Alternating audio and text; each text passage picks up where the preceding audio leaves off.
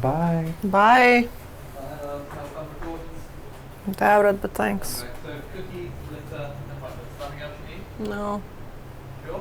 Yeah. Bin bags? Bin bags? Yeah. Maybe. Yeah. Yeah, Get bin bags. Yes. I think I used last one. He's mute, remember? Yeah. Na tai ką, laikas atėjo pripažinti, mes labai ilgai tai neigiam, nenorėjom apie tai kalbėti. Bet panašu, kad mums baigėsi pinigai, tai baigėsi ir vasara. Panašu, jo. Nes kažkaip ten apsuose vis dar rašo, kad feels like 24, but it does not feel like 24.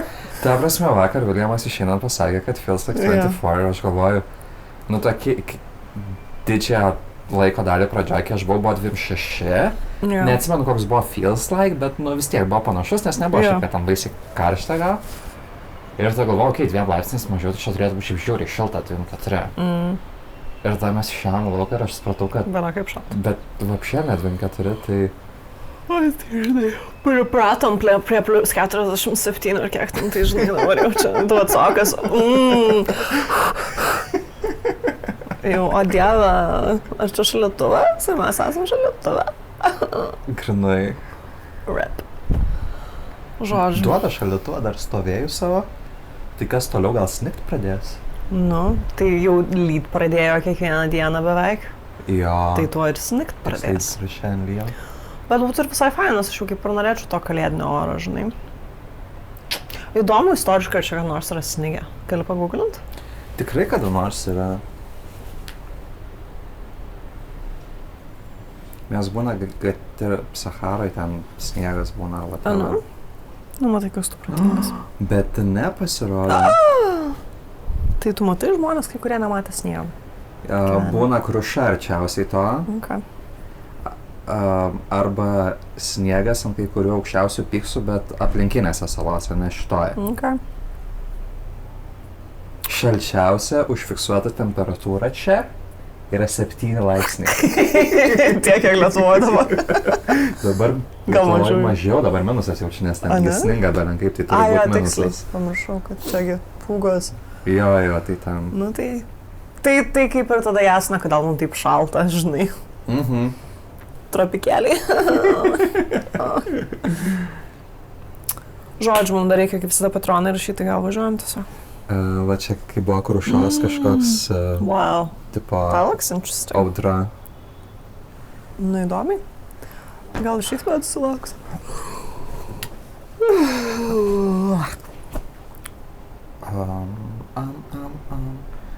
17 metų kovo, tai gal kovo mėnesį čia per tos...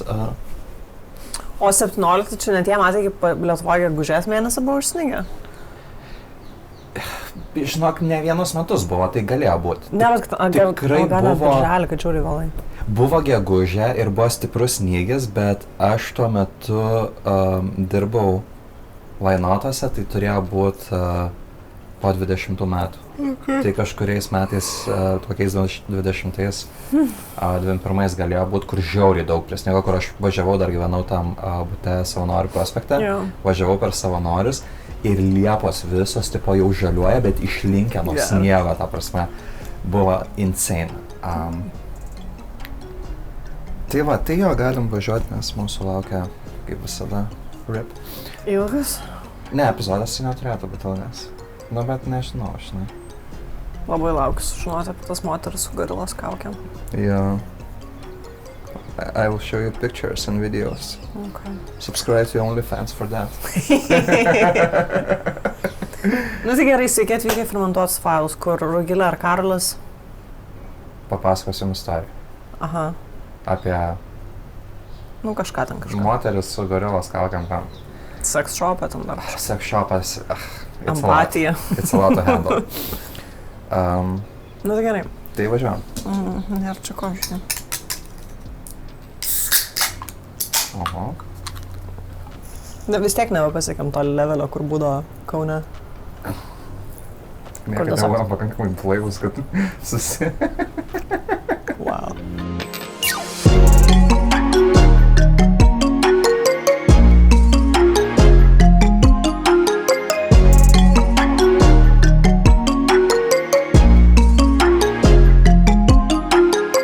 pradėsim pagal gerasias praktikas nuo kinda galo, jo. 1:24 nakties. 1:25 minutės, po truputį. Vienintelė daina, kurią mokėjau su gitara pagroti. Naikonama. Linkėjimai Natui. Linkėjimai Natui, dar čia tiktų Svobono balsas iš Farų, bet nėra šiandien Svobonas su mumis kambaryje. 90 metų kovo 18 diena. Švento Patriko diena Bostone, ką tik pasibaigė ir gatvės dabar jau ten tylesnės ir visa kita. Dauguma girtuoklių, tokių kaip mes jau išėjo namo. Baigėsi jau koncai, sponsai išsudarė. Dieve, ar turiu spuogą? Nu, okei, good. Zaibės. 2 Bostono policininkai sustoja prie Isabelos Stewart Gardner muziejaus šoninio įėjimo. Jie uniformuoti ir jie neva tai reaguoja į skambutį apie neramumus muziejuje. Bent jau jie taip sako. Naktis muziejui. Taip, darbuotojui, kuris juos ir leidžia. Mūsų darbuotojas yra Rikas Abatas, jam 23 metai. Jis uždirba maždaug $9 per valandą ir dabar jis priima sprendimą, kuris persekios į realiai visą likusį jo gyvenimą. Jis atidaro duris. Per kelias minutės, taip, tiem policininkam. Rikas Abatas ir jo kolega yra surišami muziejaus rūsyje. Ir tie 2 policininkai, iš tikrųjų, surprise, nėra policininkai. Ir per ateinančias 81 minutę šie vagys įvykdys didžiausią meno vagystę Amerikos istorijoje. Sveiki sugrįžę į meną. Jie pavos 13 kūrinių, vertų maždaug $500 milijonų. Ir visa tai buvo prieš 3-5 metus. Per tą laiką nė vienas kūrinys nebuvo atgautas, niekas nebuvo atrasta. Bet apie viską pakalbėkime nuosekliai. Tai Rikas Abatas tą naktį sėdi prie savo pulto apsaugos. Gardner muziejus iš esmės nėra toks kaip visi prasti muziejai, nes tai yra, meno iš dalies yra, nes tai yra rūmai. Tai yra pastatyti pačios Isabelos Stewart Gardner 1903 metais, suprojektuoti, kad būtų panašus į 15 amžiaus Venecijos rūmus. Kai ji mirė, ji labai konkrečiai pasakė savo testamente, niekas muziejuje negali būti pakeista, viskas turi būti savo vietelėse sudėliota. Nei vienas paveikslas, baldas, mano kompiuterio šviesa apleidžia mane. Kaip ir mūsų gyvenimas. Viskas turi likti lygiai ten, kaip jinai sudėliojo. Vėliau šita detalė bus svarbi. Rikas yra muzikantas, bosistas, jeigu tiksliau. Įdomu. Jam patinka ten ta visa alternatyvioji scena, ilgi plaukai, toks... Svajonių vyras. Jo, toks apsaugos darbuotojas, tai yra jo, sakykime, dieninis, bet iš tikrųjų naktinis darbas. Side gigas. Jo. Hustle. Ir jis dirba su kolega Randžiu Hestandu, kuris tuo metu patruliuoja kitam aukšte. Muziejus turėjo taisyklę, kad jeigu atvyksta policija yra įleidžiama, nes logiška. Taigi, kai policija pasibeldžia ir sako, kad yra neramumai teritorijoje, jis nedvejoja, jis tiesiog atrakina duris, įleidžia policiją, jie įeina. Vienas iš policininkų dėvi akinius, kitas ūsus, abu turi pilnas Bostono policijos uniformas. Ir detalė, kuri jau Rikui atėjo į galvą vėliau, kai jisai jau atpasaka visą tai, kad jie buvo labai ramus. Dažniausiai policininkai, kurie reaguoja į neramumus, jie nežino, kas jų laukia, tai turi kažkokį tai biškį vienaip ar kitaip anxiety, kad ir kiek jie būtų patyrę, kad ir kiek jie būtų reagavę, bet jie tokie budresni ir panašiai. O šiti visiškai tokie chill, žinai. Ūsuotasis sako, mums reikia, kad išeitum iš už savo stalo.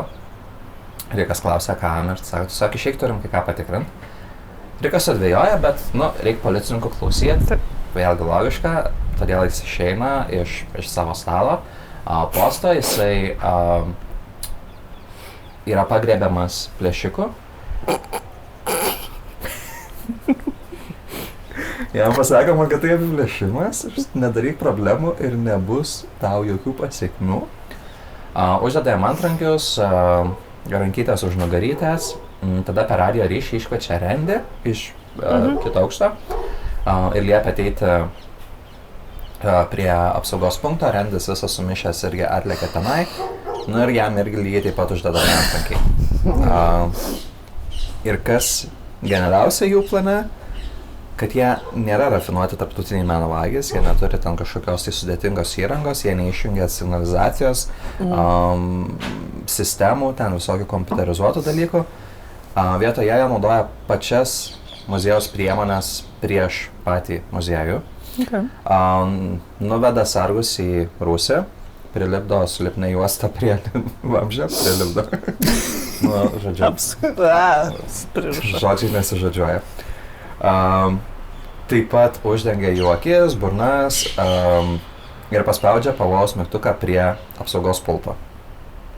Kodėl, galite paklausti jūs? Kodėl? Nes, ačiū už klausimą. Pati sugalvoju. So smart. Nes pavojaus mygtukas aktyvuoja visus judesio daviklius ir kai judesio detektoriai sureaguoja, tai pasimato kitą rytą.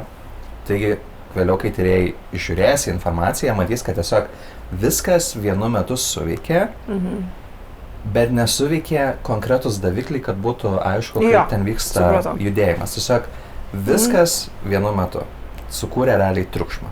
Okay. Paprasta, žiūru, efektyvu. Labai laukiu, kaip jiem bus tos 8-1 minutė, žinai, šitam kontekste, kur alarmas soundina ir tada pagalba turbūt yra on the way. Ne, nėra, va tame yra esmė, kad signalas nueina į apsaugos punktą, kuriame šiuo metu nieko nėra. Bet tai apsaugos ar ne apsaugos punktą tu spaudi panikos mygtuką? Ar panikos mygtukas neina? Tu gali iškviesti iš apsaugos mygtuką, tarpsme, iš apsaugos, iš bet kokio telefono. Apsaugai. Esmė, kad ateina apsaugai ir paskui tik pamatys visą šitą informaciją tik tai ryte. Niekas šiuo metu nejuda link muziejaus ir niekas nežino, kad kažkas vyksta. O kol niekas nežino, kad kažkas vyksta, mūsų plėšikai pradeda savo darbą. Eina tiesiai į antrą aukštą, į Olandų kambarį. Ir visiškai neatsitiktinai, nes jie žino, ko nori. Jie praeina 10 neįkainojamų paveikslų ir eina tiesiai prie 3 konkrečių Rembrandto darbų. Pirmasis – Audra Galilėjo jūroje, vienintelis Rembrandto jūros peizažas, nutapytas 1633 metais. Ir jame vaizduojamas Kristus ir jo mokiniai valtyje užklupti smarkios audros. Bangos milžiniškos, burė ten plyšta, mokiniai įsigandę, visi žiūri į savo Jėzulį. Ir kai kurie meno istorikai mano, kad tai Jėzulis yra pats Rembrandtas, kad jis tiesiog įtapė save į 100%. Ir šitas darbas dar svarbus tuo, kad yra vienintelis jūros peizažas, tai reiškia, kad daugiau jokių kitų alternatyvų jam nėra. Jie išpjauna jį iš rėmų ir pasiema. Tada jie pasiema damą ir džentelmeną juodoje spalvoje. Portretas iš 1633 metų. Vėlgi labai efektyviai išpjauna, važiuoja toliau. Trečiasis Rembrandtas, toks labai mažytis, saviportreto pašto ženklo dydžio paveiksliukas, paima ir jį, tada jie griebia Vermeero koncertą. Ponas Johanas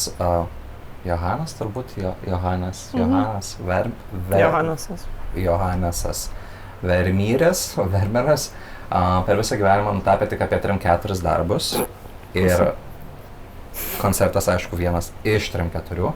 Tai vėlgi labai svarbus kūrinys, nes tiek mažai jų yra apskritai. Vien šitas paveikslas vertas apie $200 milijonų. Nu ir jie jį išpjauna.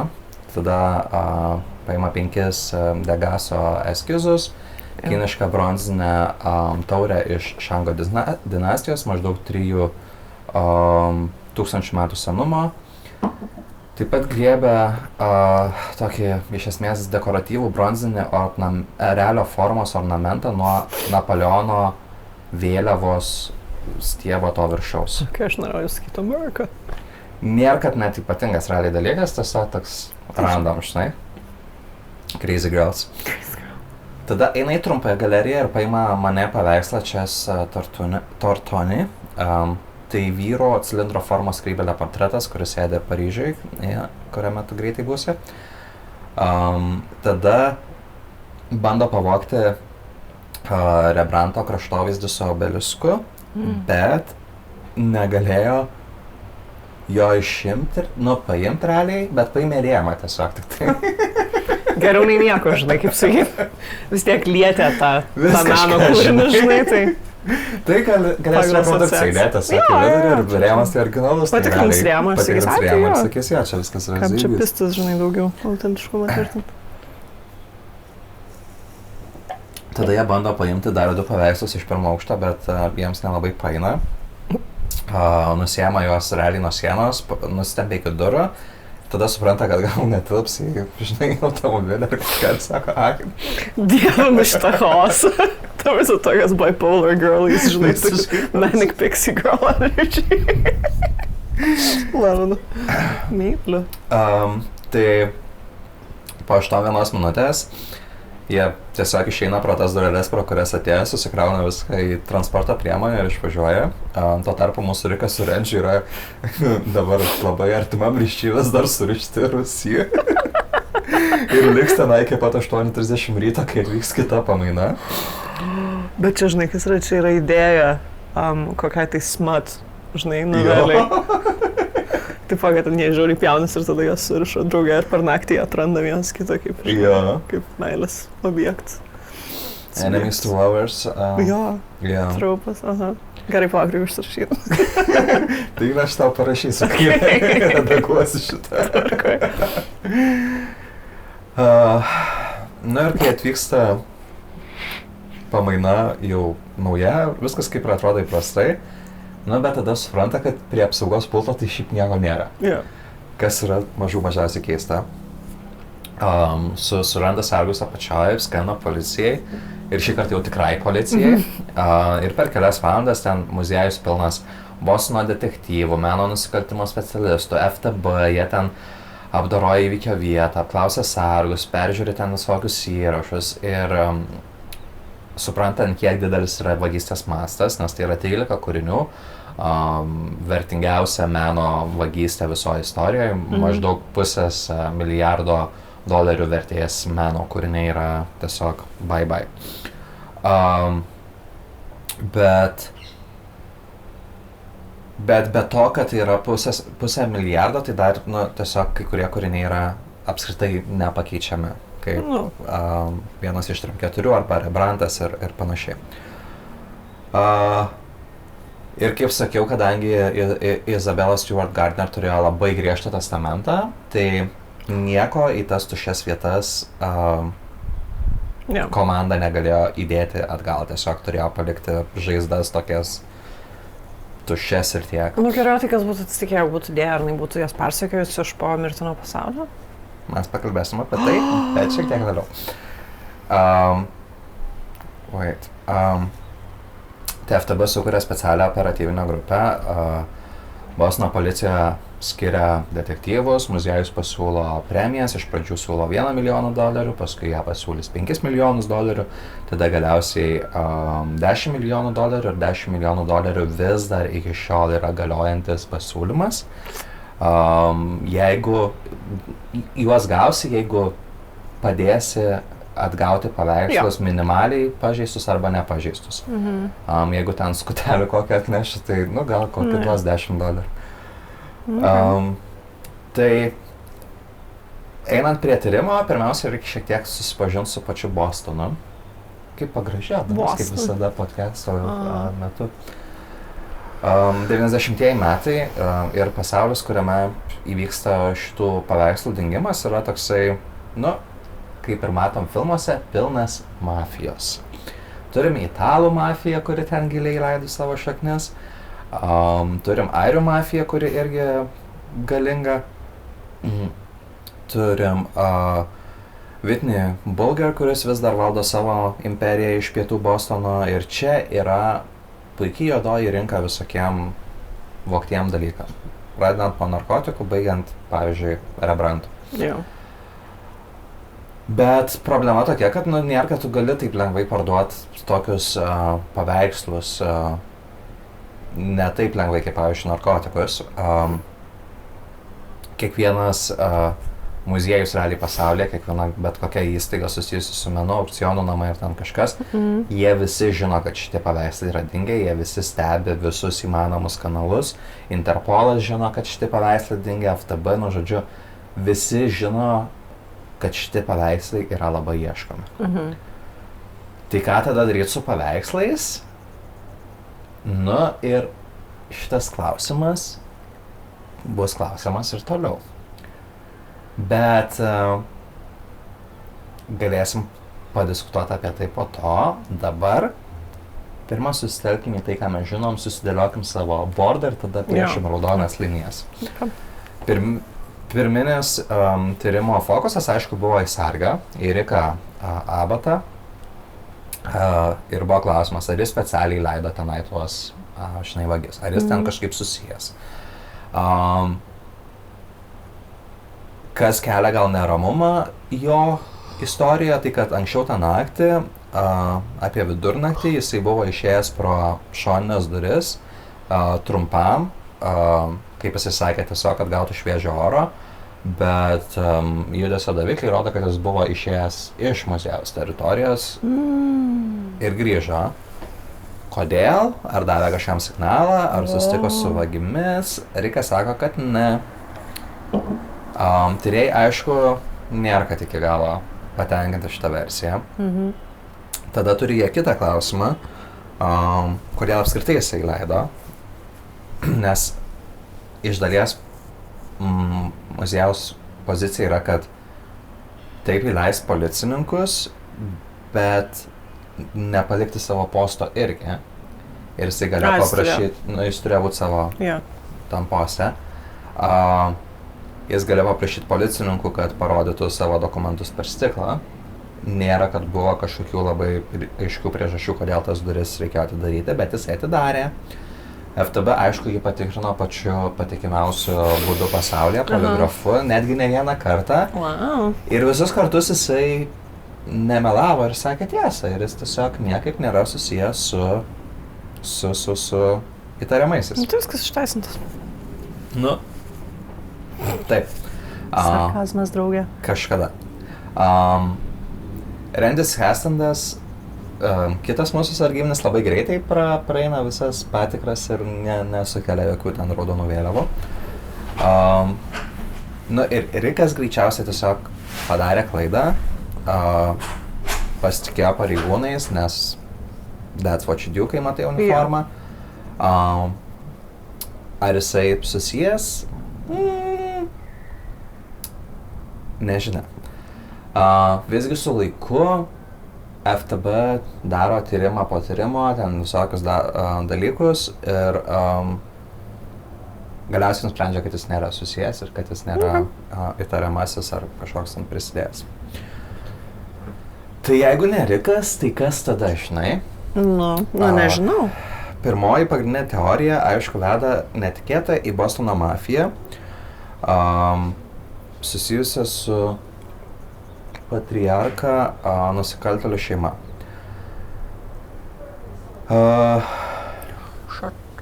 Ką FTB mano, tai kad kodėl? What is the reason?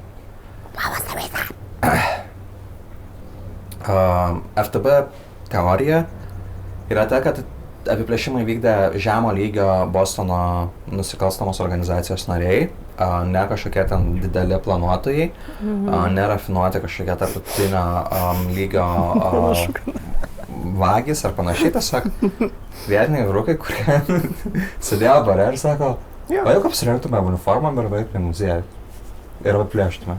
Standartinis antradienis man realiai. Realiai.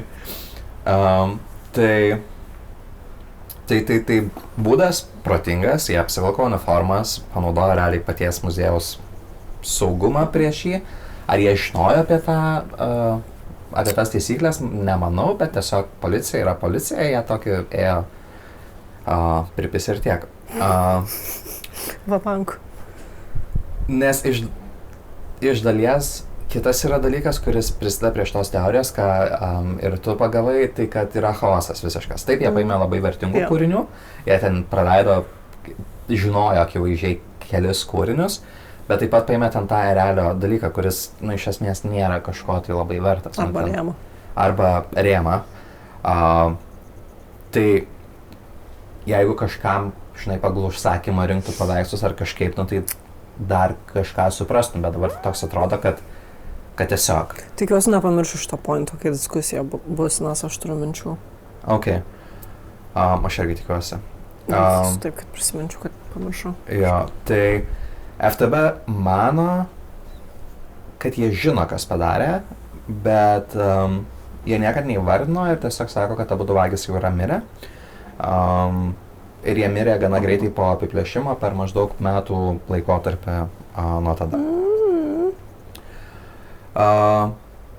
Bet mes visokių tai interneto ir kitų detektyvų pagalba turim visokių įtariamųjų. Pavyzdžiui, Carmelo Merlino.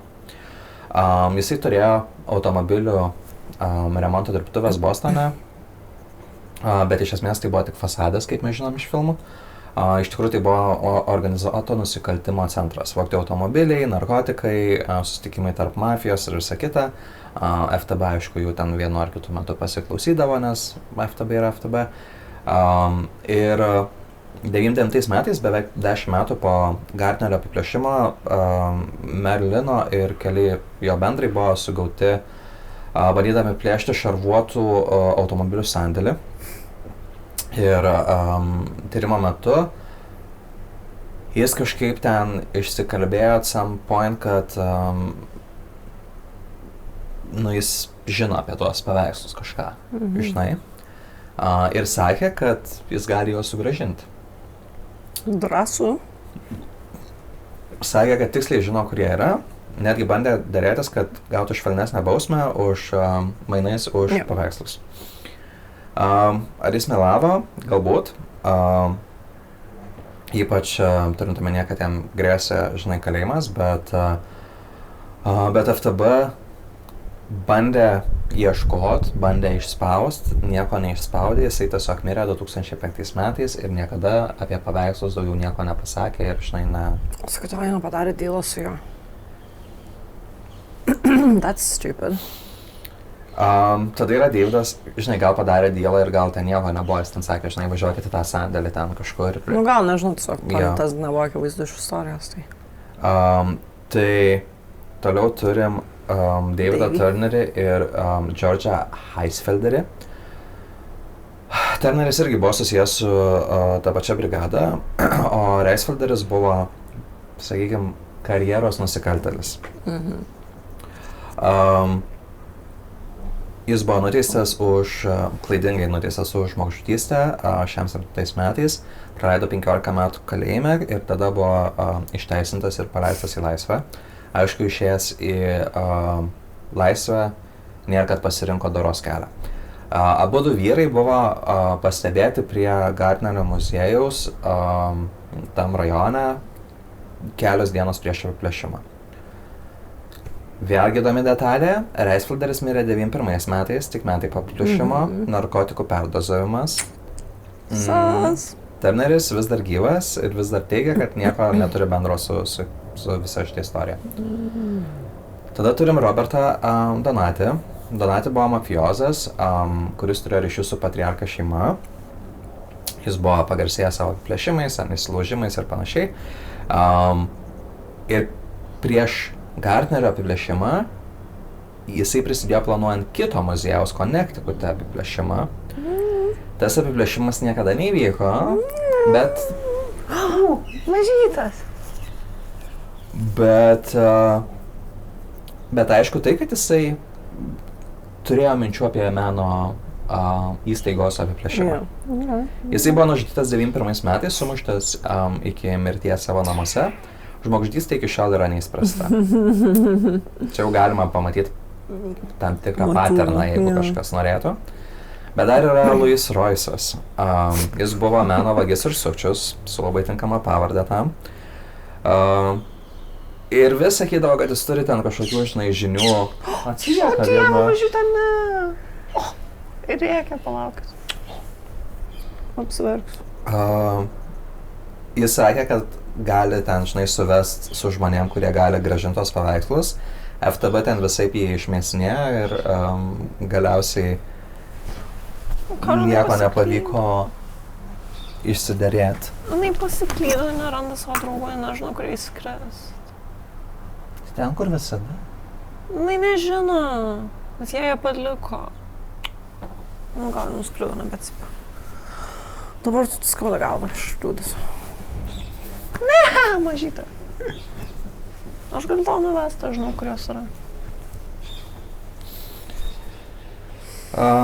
Tai Royce'as mirė 2019 metais ir paveikslų per tą laiką nesugebėjo sugrąžinti.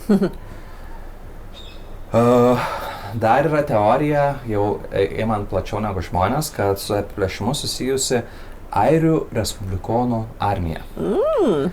Taip yra militarinė organizacija, kuri kovoja už Airijos nepriklausomybę nuo Britanijos. Gali kilti klausimas, o tai kam jiems tų paveikslų? Tai labai paprasta užstatas.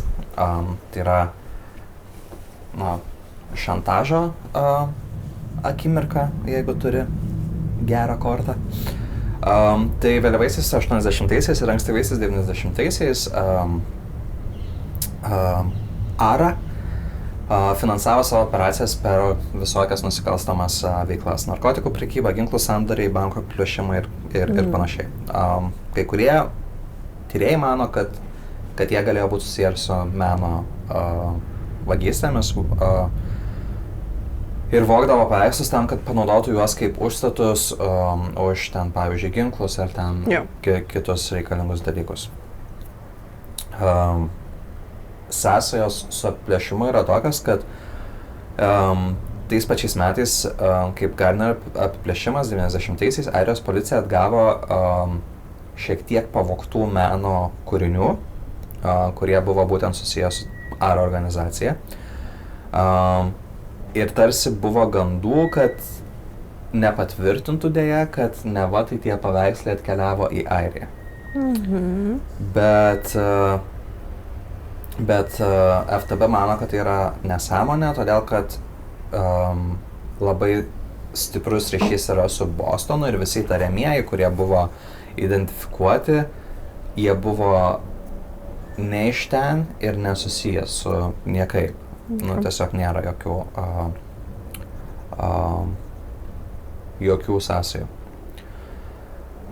Tai kas nutiko su tais paveikslais ir, kaip jau daug kartų pasakyta, nėra, kad mes galim žinoti iki galo, bet yra visokių spekulacijų.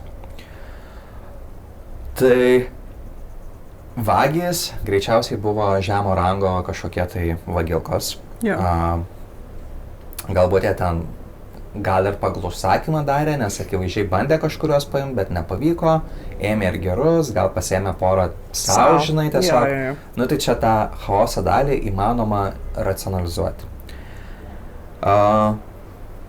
Jie pavogė paveikslus ir pristatė visus ar daugumą jų kažkam, kas juos samdė. Tas, kas samdė, greičiausiai manė, kad gali parduoti meno kūrinius. Galbūt net turėjo kažkokį tai pirkėją, kuris jau paruošęs pinigėlį ir norėjo Rembrandto savo, žinai, privačiai kolekcijai. Bet gal, tarkim, kažkas nepaėjo. Suprato, kad gal per daug, žinai, per daug FTB, per daug įsitraukimo, per daug, taip plačiai nuėjęs dalykas, kur jau sudėtinga pasikabinti savo, kad ir ten privačiuose namuose, kur gal ir riboti žmonės matys, bet neduok die kažkas užmatys ir jau žinos. Žinai? Taigi, realiai paveikslai liko įstrigę tam tikroj zonai, kur yra per daug įkaitę, kad būtų parduoti ir per daug vertingi, kad būtų sunaikinti. teorija plėtojasi į tai, kad galbūt jie ten tiesiog buvo stumdomi, žinai, nusikalstamam pogrindį, naudojami kaip koks nors ten užstatas, skolinami padengiant skolas ir ten paslėpti rusiuose ar ten kažkokiuose sandėliuose.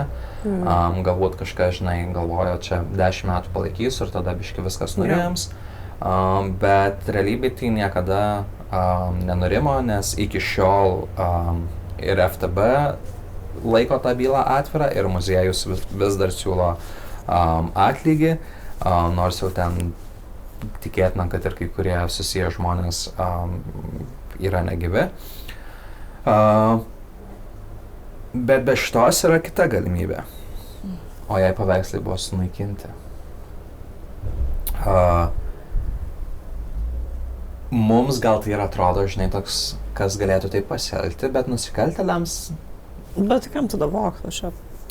Paaiškink man. Nežinau. Ai, nu, galvoju, kad štai. Jie gal negalvoja kaip meno istorikai, jie laikė paveikslus ir tikėjosi, kad kažkas atšals, neatšalo, tada jie tiesiog atsikratė jais. Ar tai ten, žinai, sudegino, supjaustė, įmetė, nežinau, į vandenyną.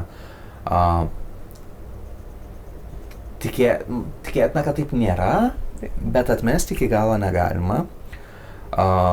Watch me. Yra visokių mažų liudijimų, kad paveikslus matė po to, žinai, nu yra ten kažkokių išlenda gijukių, kad ten kažkas kažkur ten girdėjo gandą, kad ten kažkas kažkur matė tuos paveikslus. Jie visi ten yra tipo nusikaltėlių rankose ir kažkaip dar cirkuliuoja nusikalstamam pasauliu. Bet iš kitos pusės tie pastebėjimai tęsiasi kurį laiką ir dabar jau jie yra pritilę. Pastaruoju metu jau jų beveik nėra arba nėra iš viso. Kas yra gal baisiausia ir dėl ko pergyvena ten tie visi muziejaus direktoriai, kuratoriai ir visą kitą, kokia yra jų būklė. Jo, aš galvoju apie pelėsį. Jo. Ant Rembranto. Nes yra tikimybė, kad, žinai, muziejus kažkada atgaus paveikslus, bet jie bus jau tiesiog visiškai tragiškos būklės, nes 35 metus prarado kokiam drėgnam Rusijai ten arba ten dar kažkas. Tai jo, bet, žinai. Dar yra viena teorija, kad apiplėšimas realiai buvo kerštas. Ir kerštas pačiai Isabelai Stewart Gardner. Ir jinai buvo tokia kontroversiška, ekscentrikė, nepriklausoma, žinai, jin nelabai mėgo taisyklės, rinko meną, kuris realiai šokiruodavo žmonės ir nebūtinai, įgyveno savo gyvenimą, tokį kažkokį savo pasaulyje. Ir senųjų pinigų šeimos iš Bostono nelabai ją mėgo. Kai ji pastatė muziejų, jinai labai griežtai pasakė, kad niekas negali būti niekaip pajudinta, nes jeigu kažkas pažeis šitas taisyklės, visa kolekcija turi būti parduota ir pastatas turi būti irgi parduotas kažkam pakeista jo, žinai, paskirtis. Kokia patija, I love it. Jo. Tai galbūt kažkas tiesiog, žinai, norėjo realiai sugriauti tam tikrą prasme muziejų. Nes jeigu nėra paveikslų, tai kaip ir nebesilaiko, žinai, tai vietiniai tie, žinai, statybininkai kokie. Jo. Nu, tipo, rangovai, nežinau kaip developers. Bet vėlgi, nėra kažkokių tai konkrečių labai faktų, kad būtų tai patvirtinama. Esmė tokia, kad paveikslai, tiksliau jų rėmai, toliau kabo ant sienų. Nu, o tas vienas, kur rėmą pavogė, tai jisai kabo be rėmo? Jo. Labda. Tai ką žinom apibendrinant, kad FTB žino, kas tai padarė, bet vagis yra mirę. Paveikslai gali būti bet kur. Vienu metu 13 metais FTB sakė, kad paveikslai buvo perkelti į Connecticutą ir Filadelfiją metai po apiplėšimo, bet tada atvėso pėdsakai jau tenai. Muziejus vis dar siūlo 10 milijonų už paveikslus ir, man atrodo, ar tai 100 000 ar kiek už labai gerus lydus, tipo, jeigu ten kažkur nuveda.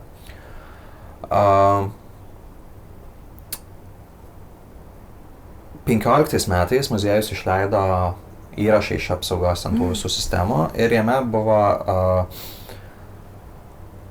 žmogus įleistas į teritoriją sargo, bet neriko kito sargo, iš kitos pamainos sargo, kuris dirbo ankstesniai pamainoj.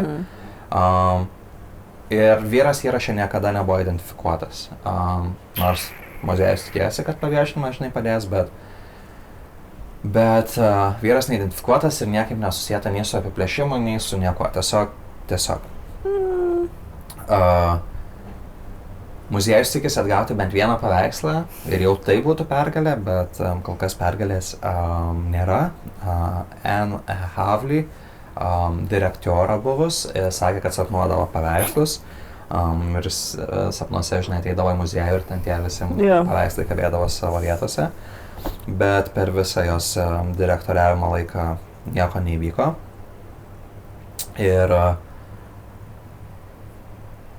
Ir viso šito istorijoje gale turim paveikslus, kurie yra kažkur paslėpti, pamiršti. Tikiuosi, kad nepūvantis, o prižiūrime labai specifinėse sąlygose ir puikiai išlaikomi ateities kartoms tam, kad kažkada kažkokiu būdu jie netyčia sugrįžtų į muziejų ir būtų vėl eksponuojami ir galėtume varyti jais pasigrožėti. Jo.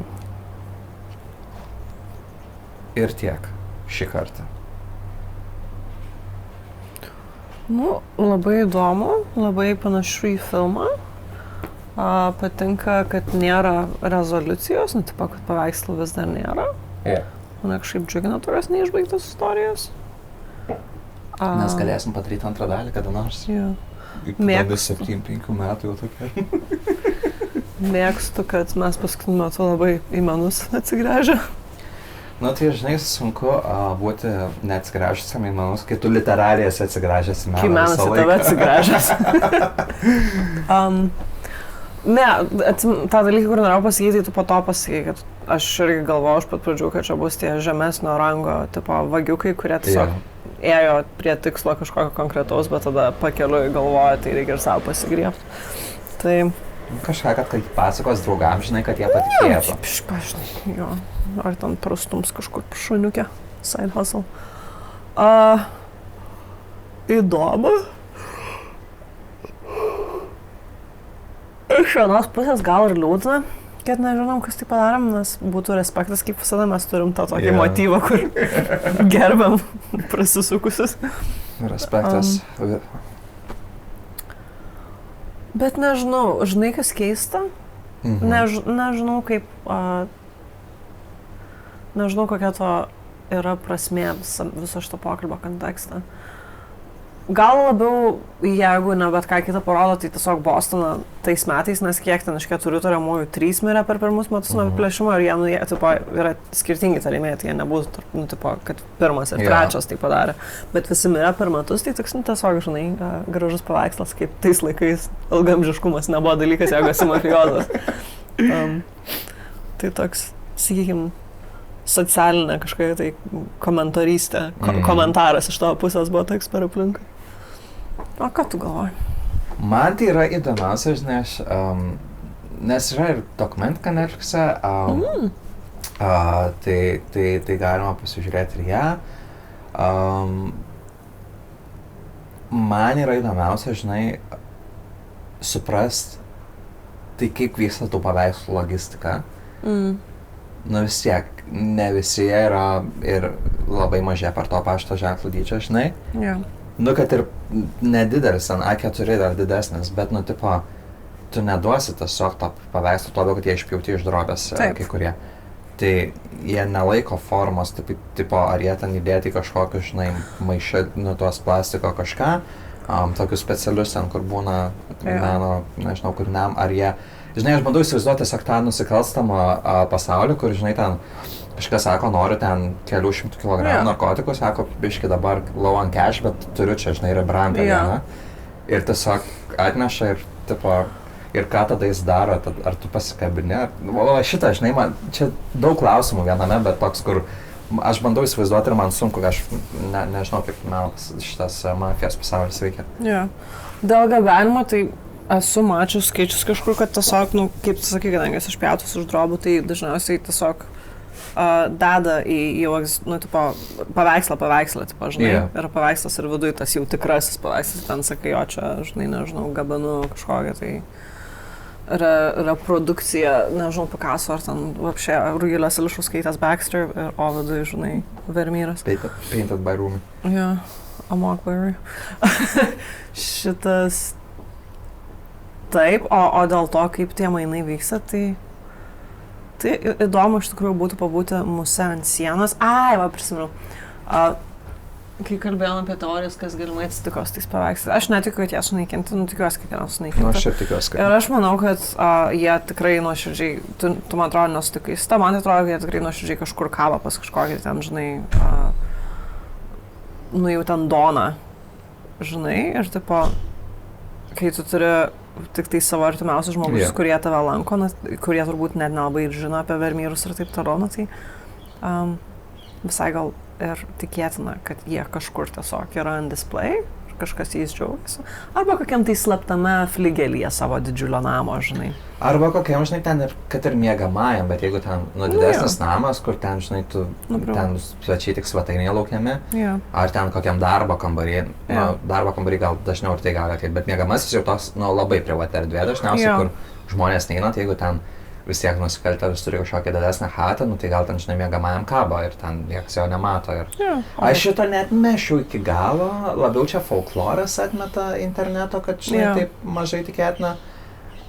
Aš tai gal ir įsivaizduočiau, nors kartu toks komplikuotas, bet kiek žmonių iš tiesų supranta, ypač dabar, kai praėjo 5 metai, žinai, gal ten pirmus porą metų nesikabinė, nes ten per teliką ir visur rodo ir ten laikraščiuose, bet dabar tai tipo jau, aš pamatyčiau ir nepagaučiau iš karto, kad ten yra, žinai.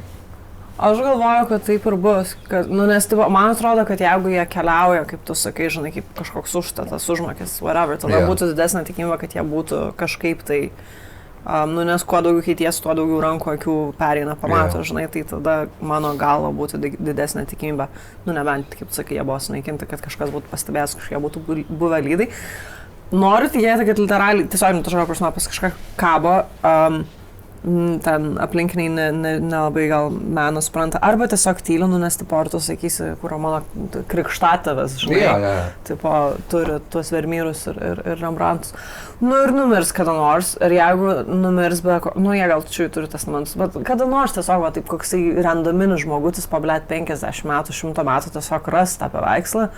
Ir tada, kažkaip, žinai, ta rezoliucija įvyks, kur, tipo, ir mes sužinosim, kad visą laiką tiesiog buvo kažkam tai menšina. Ne jisai jie ten skirtingose menšinuose. Nežinau.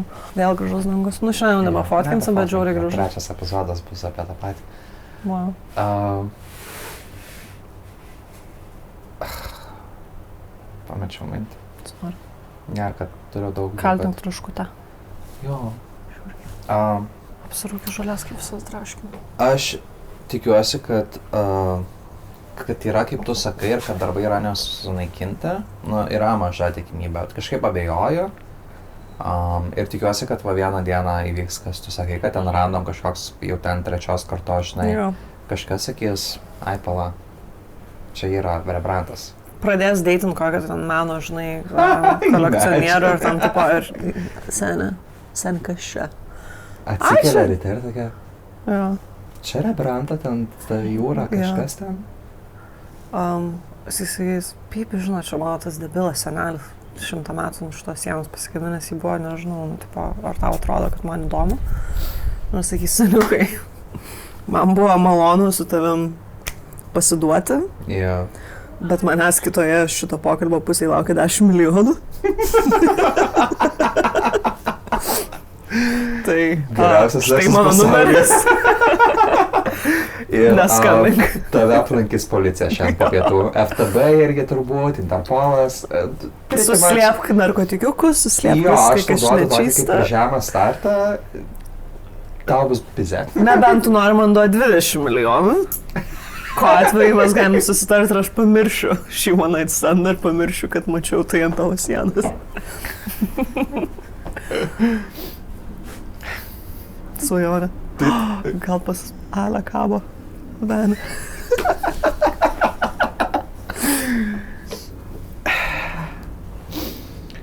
Nu, tai gerai, tai Ačiū tau labai istoriją. ačiū, kad išklausėt. Kaip vadinasi Netflix dokumentika, gal gali pasakyti? Visai būtų Man įdomu atrodo tiesiog Gardner ten Heist or whatever. pažiūrėti. Kažkaip taip vesi ir bus. Troy Kelly. Gal ten visas tas Isabelos, whatever, Gardner Heist. Sudėja. Arigato. Tai ačiū visiems. Ačiū kaip visada Evelinai. Beatričiai, Verėmui. Reinaldui. Taip. Ir mūsų komentatoriam, Taip. kurie komentuoja komentarus. Sveikas sugrįžęs ponia Valdai Stepanaitė. Taip. Ilgą laiką iš jūsų negirdėjome nieko, buvo malonu. Ir visiems naujiem komentatoriam, kurie tiesiog kartais iš nieko pakomentuoja, būna smagu. Taip, kaip visada, laikinkit, interaktinkit ir tai man padeda.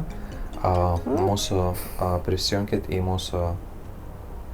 Laikinkit ypač šitą epizodą, nes mano epizodai pastaruoju metu labai prastai veikia. Na, laikinkis, man reikia būti karalienė. Prisijunkit į mūsų Patreoną, kur 3 kartus per mėnesį mes serviruojam papildomą turinį, prie kiekvienam lygiai po vieną turinio vienetą, tai kuo aukštesnis lygis, tuo daugiau turinio vienetų. Aišku, yra 4 lygis, bet apie jį paskaitykit patys. Ir viskas. Ačiū Jums labai ir iki kitų susitikimų. Cheers.